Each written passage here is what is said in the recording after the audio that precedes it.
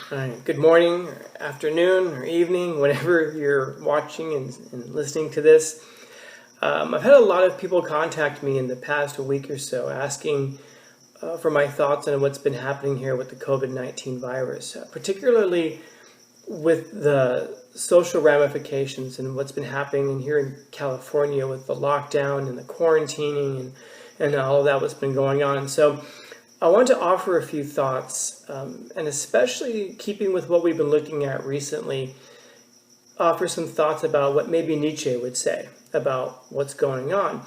And I think it's pertinent. Again, remember that Nietzsche's philosophy is something that's supposed to be applicable in real life, in real practical life. And so you're going to see that it does have some real implications with what's going on recently. In Thus Spoke Zarathustra, Nietzsche writes, "The state, what is that? Well then, now open your ears, for now I shall speak to you of the death of peoples."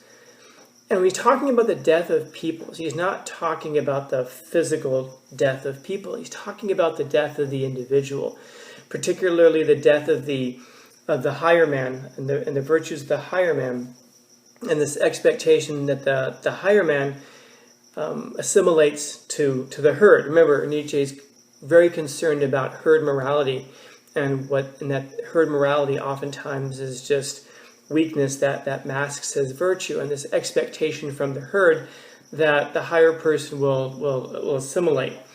What we oftentimes find is that the death of the individual, which oftentimes happens during tragedies, and that's surrendering to the state, to corporations, to the herd, we oftentimes will sacrifice the higher virtues for safety.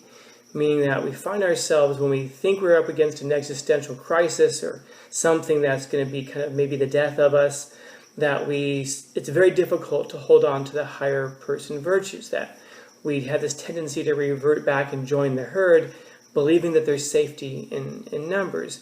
And so looking at that, remember Nietzsche would say that this is the wrong way to go about it, that the Übermensch, this kind of archetype of the higher person, is the person who's going to kind of stand above the herd, even in times of tragedy, because it's in times of tragedy that we find out what we really do believe. When things are going well, when things are going our way, it's very easy to kind of follow our own voice. But when times of tragedies hit, it becomes very difficult because we experience fear on our own, or worse yet, the individual comes under attack because of social pressure. And something like what we're experiencing right now, particularly with the COVID-19 virus, the individual is under attack because the threat that we're facing is seen as something that's going to be against all of us. State and social pressure, therefore, is going to be brought on the individual to conform to the herd. And you see a lot of this happening on social media right now. People who are not doing what's expected of them are being shamed. After all, as Nietzsche writes, every poor devil finds pleasure in scolding. And never is this truer than on social media, because it's never easier than now to kind of be part of the herd, because we don't ever have to go further than our computer screen to be part of the herd in this sense.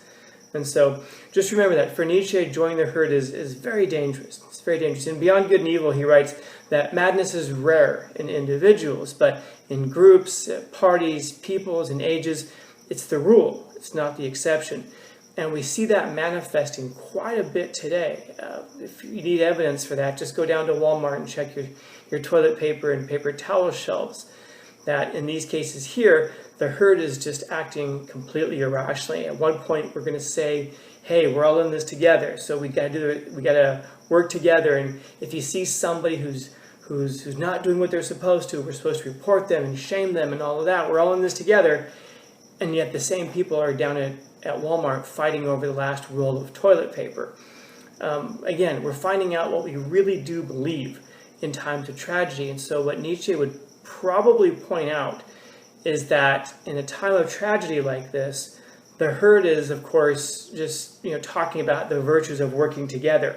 But what that really is a fear of having to do it on their own individually. And then, of course, when they get the opportunity to do something sneaky, like steal the last roll of toilet paper or fight for it or whatever, this is what they do, because they don't really believe in any kind of real virtue, any kind of real morality. The herd essentially just says we should do everything together the same, because the herd is afraid of standing outside as the individual. And so, again, it's evident on social media. It's evident we see just kind of the expectations of the state that we all kind of conform. Now, again, understand I'm not saying anything about whether or not we should or whether or not we shouldn't, or whether we're overreacting to this threat or whether we're underreacting to it. Just telling you a few things about what Nietzsche would probably point out. Again, he would say that the higher man, the higher individual, is the person who stands outside of those social judgments. And then he would point out that the herd is using social judgment to kind of corral the higher person, while at the same time really not living up to their own morals. So just a few thoughts. I'm going to post a couple more videos about Stoicism, and which is what we're going to look at after Nietzsche. But I hope you're all being well. Hope you're all staying safe. Stay in good spirits. This too shall pass, like everything else. And when it does, I hope to see you all very soon. Okay, so be well.